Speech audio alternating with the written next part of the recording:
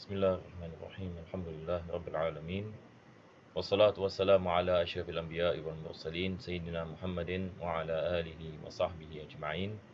Alhamdulillah, we begin by praising Allah subhanahu wa ta'ala for this opportunity to continue with our session in answering so many of the questions that are posed. We pray that Allah subhanahu wa ta'ala bless us with tawfiq and hidayah and with the understanding in our deen. Ameen. Ya Rabbil Alamin. So now inshallah we go back to the question. And today we have a question in asking, Salam Ustaz, wa alaikum assalam. I'm curious to find out about the ruling or the hukum behind Rukun Qauli during Salat. I understand that there are 13 Rukun in Salat, 5 of them known as Rukun Qauli. Various Asatizah I've seen and heard mention about the need to recite these du'as or surah in these 5 places loud enough so that one can be heard but not too loud until others are able to hear. And if it sounds like whispering the salat and it's not considered to be valid, may I know how true is this, and is there any khilaf in the opinions of scholars in this matter? Jazakallah khair.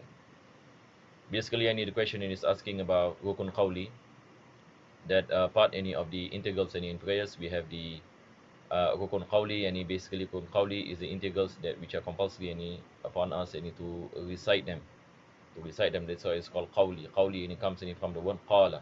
Qala yaqulu, from the word al-qawl. Al-qawl it's words that are spoken. So we have 5 of them. Number 1, we have the takbir, the first takbir, the ihram takbir, and then we have the recitation of Surah Al-Fatiha, and we have the last tashahud, salawat upon the Prophet sallallahu alaihi wasallam, last tashahud, and lastly we have the salam. So all these 5 things has to be recited. The takbir has to be recited. Surah Al-Fatiha, I believe the question is asking about the recitation of the Surah Al-Fatiha. It has to be recited and in a way that you are able to hear yourself. This is correct.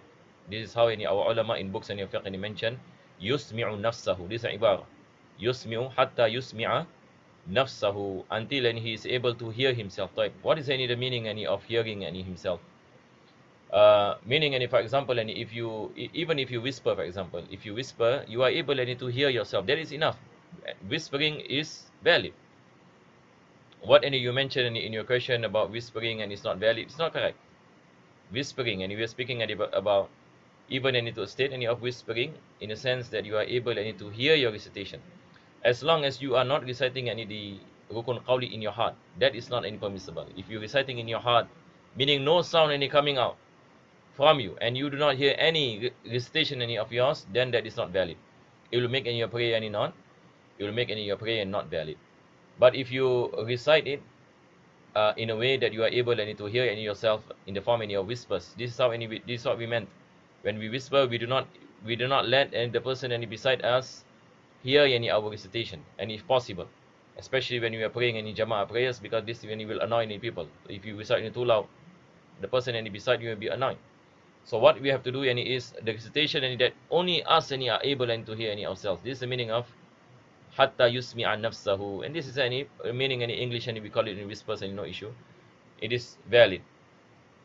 So what is not valid is to recite in your heart, and what is not encouraged is to recite too loudly, unless you are the imam. You have to make the ma'mum hear your recitation. So about whispers, this is the thing that we're speaking about. So about what you heard from someone who says that whispers will not make prayer valid, and it's not correct. As long as the thing is, as long as you are able to hear yourself, then your prayer is valid. Naam. Soalan menanyakan berkenaan Rukun Qauli yang 5 dalam solat. Kalau sekiranya seorang itu dia berbisik-bisik misalnya dalam solat, sebab dia mengatakan, ada asatizah mengatakan diwajibkan kita nak kena mendengar bacaan kita sendiri dan tidak dibolehkan kita berbisik-bisik dan tidak terlalu kuat. Jadi orang yang menanyakan soalan ini dia keliru. Mana satu ini yang betul? Apa yang perlu kita faham seperti mana saya mengatakan, apa yang perlu kita faham adalah seperti mana ulama-ulama kita dalam kitab-kitab fikih ini mengatakan hatta yusmi'a nafsahu, sehingga dia dapat mendengarkan bacaannya. Jadi kalau sekiranya saya berbisik misalnya, yang mana saya dapat mendengar bacaan saya, sah salat saya, tidak ada masalah. Tidak disunatkan kita membaca terlalu kuat. Kalau lebih-lebih lagi dalam salat sirriyah misalnya, ataupun kita makmum, sebelah kita ada jamaah yang lain, maka tidak disunatkan kita membacanya dengan kuat sehingga dia dapat mengganggu orang yang di sebelahan kita. Tetapi kalau sekiranya kita membacanya dengan yang dibisikkan, yang mana kita dapat mendengar bacaan tersebut, maka ia sudah yakni mencukupi. Ini merupakan daripada kewajipan dalam rukun qauli, yang mana diwajibkan kita membaca sehingga kita dapat mendengar bacaan tersebut. Maka tidak dibolehkan kita membaca dalam hati, dan makruh hukumnya kalau sekiranya kita baca terlalu kuat, dan ia boleh menjadi haram kalau sekiranya kita mengganggu orang lain di sekitaran kita. Jadi saya harap ini, perkara seperti ini insya-Allah dapat ini kita memahaminya dengan baik. Wassallallahu ala sayyidina Muhammadin wa ala alihi wa sahbihi wasallam walhamdulillahirabbil alamin.